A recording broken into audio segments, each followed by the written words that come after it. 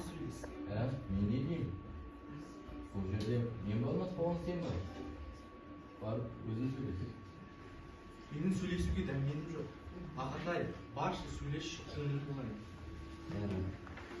Алия. Сен бауырыңнан ақ қалдың.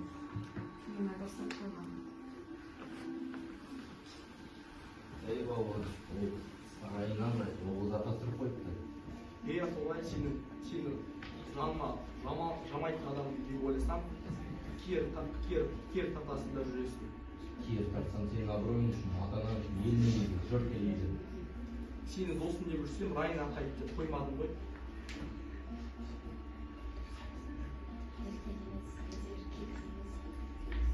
Сен есім бар ма өзі?